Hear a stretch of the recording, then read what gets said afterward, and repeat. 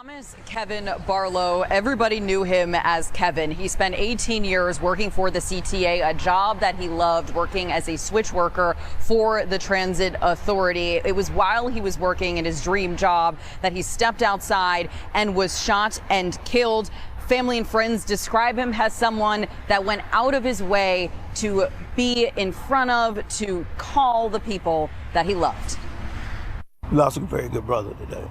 Percy Greenwood has known Kevin Barlo for decades. Kevin is one of those guys that give you faith and friendship again. You know, he's gonna always reach out to you. He's gonna always make sure you're okay. Barlo was 57 years old and a father to an adult daughter. He was doing the job he loved, working as a switch operator for CTA. Someone shot and killed him outside the rail yard. You take a person down, 99th place in state, a male that's laying in the street, unknown if he's breathing or not. Barlo is survived not just by his daughter, but by his father, whom he cared for and lived next door to. He is one of my best friends. We've been knowing each other for over 25 years. Friends and coworkers remember him as a man who would always call, whether you wanted to chat or not. We talked every day, so every day at 6 o'clock in the morning, he would call and wake me up. I don't want you to be late. Okay, I won't be late. We're just trying to help each other get through this. It's gonna be very difficult. It's gonna be very hard. Now, Marie, a few hours after the shooting happened, police did recover a black Mercedes SUV, a car that matches the same description as the way that neighbors of Barlo describe his car. Now, police have not yet made an official connection between the two, but over police radio, you can hear them talk about that vehicle as something that's connected to a carjacking and a homicide. No arrests to report at this time. Friends say they've lost a man with a kind and generous heart. He was shot to death this morning near his work with the CTA. WGN's Andrea Medina is live at police headquarters tonight. Andrea?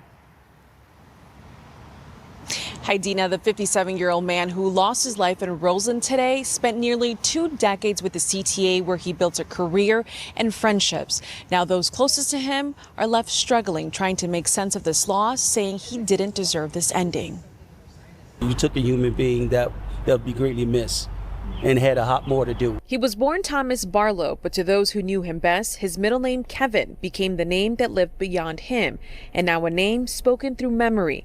On Monday, heartbroken friends and family returned to the place where he grew up in Woodlawn to grieve and honor a man they say gave kindness freely and left an impact that will never fade. He was a kind-hearted individual that he went on his way to do anything that you asked him to do, and just to make sure everyone around him was happy. Kevin was more than a friend to so many. He was a source of joy.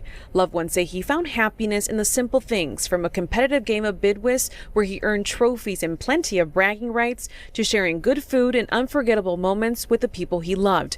But they say Kevin's greatest gift was his heart, always finding a way to give back. As a Mason, they say he served his community with pride, supporting schools, helping families, and putting smiles on children's faces through Toys for Tots. Making sure we had enough toys and making sure that everybody, all the kids in the school was going to get a toy. CPD says Kevin was found shot in the chest just after 4 in the morning near a CTA facility in the 9900 block of South State Street. CTA union officials say Kevin was at work as a rail switcher when he walked to his car to grab his belongings, and that's when he was allegedly carjacked and killed. They say Kevin's death highlights a painful call for change and the urgent need to strengthen protections for transit workers. One life lost is one too many. We cannot allow another, not one more person to the gun violence in Chicago.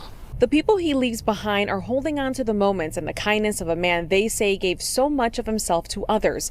And as they mourn, they continue to search for answers and wait for justice. You took a soul that was genuine to everyone out here. Now at this time, no arrests have been made. We're live. Another one in ChiRaq, aka Chicago. Democrats have allowed that city to be overrun with nothing but straight violence. I mean, there's no other way to put it, right? From the kids to the adults and everywhere in between. A rail worker, rail switcher, somebody making an honest living, just running out to his car real quick, gunned down. It's ridiculous. Ridiculous. I want to play this clip from Democrat Mayor Brandon Johnson of Chicago speaking about police officers. And I want you guys to take a close listen to what he says, the utter ridiculousness of what he says. Check it out. We believe that we can arrest our way towards safety. We're wrong. We ask police officers to do too much. At some point, adults have to work hard to help raise their children. And that's what we're calling for in this moment. I mean, but you got to put some muscle behind it. Absolutely. You know, to say that you have to have adults stepping up when you have an entire generation without family values shows just how disconnected you are from reality. And what we need to do is to wake up parents. And yes, we can't cite them for the actions of their children if they are contributing to their delinquency. We can force... Like, look at this. Do y'all see what's going on in the background of this video clip? There's a police vehicle right there. And this car is pushing the police vehicle backwards while there's clearly an officer in the car. To their delinquency, we can force them to get family counseling to learn how to be better parents. Because like, what is going on? That is a police officer in that vehicle. And you got people taunting him, taking their car and pushing the police vehicle backwards. That doesn't happen in a city where the cops have support. That doesn't happen in a city where the cops are allowed to do their jobs. That doesn't happen in a city that is run well. That doesn't happen. Because people know the consequences of this. I'm going to jail 100%. I ain't getting away with this. But it's Chicago, so of course, I guarantee you this person probably got away. Guarantee you this person got away.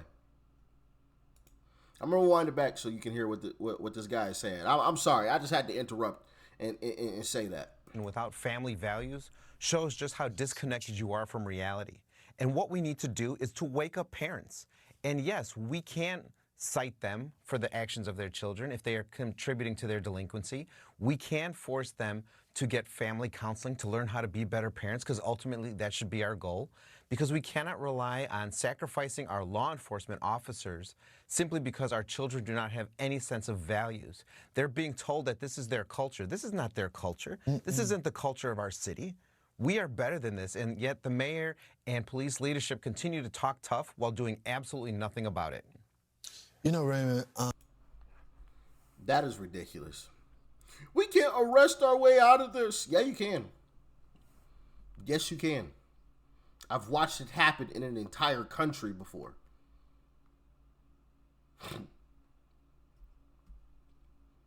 You start throwing people in prison for a long time, all of this ends.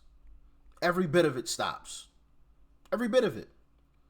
But these folks know, because they live in Chicago and because Democrats run Chicago, they can basically do whatever it is that they want to do.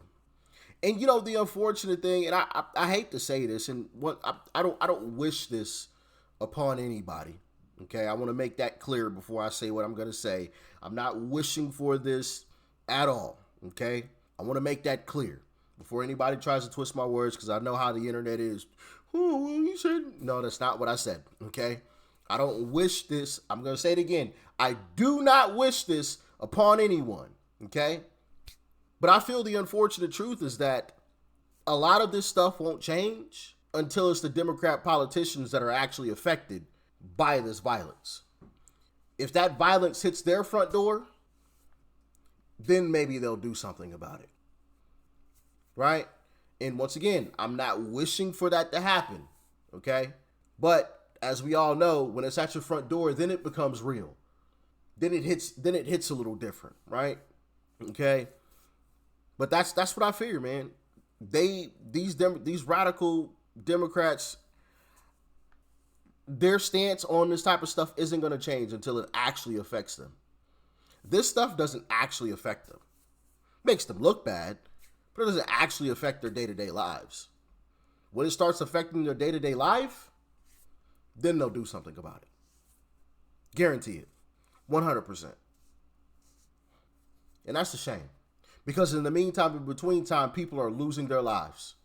An innocent railway worker just running out to his car, gunned down. For no reason. Except somebody wanted, probably, it's what it sounds like, somebody wanted what he had and was too lazy to work for it. And because they live in Chicago, they knew they would get away with it. So they did what they had to do to take it. And unfortunately, that was taking that man's life. It's a darn shame. It's a darn shame. We should be able to not only charge the judges, right? Because the judges are culpable in a lot of these cases as well. When officers arrest these individuals and they get in the courtroom and then the judges give them a little slap on the wrist and let them back out on the streets and now they're out killing people again. Not only should we be allowed to punish the judge in some way, shape, or fashion, right? Maybe a 3-strike system.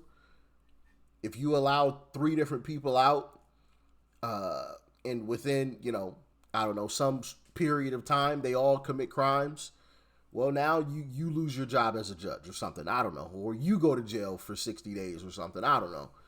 Y'all can let me know in the comments how you feel. But then also, these politicians who push forth these lax policies that get people killed. It's ridiculous. Absolutely ridiculous. But as always, y'all get in the comments. Let me know your thoughts and your opinions. Stay safe out there. Peace and love. I'm out.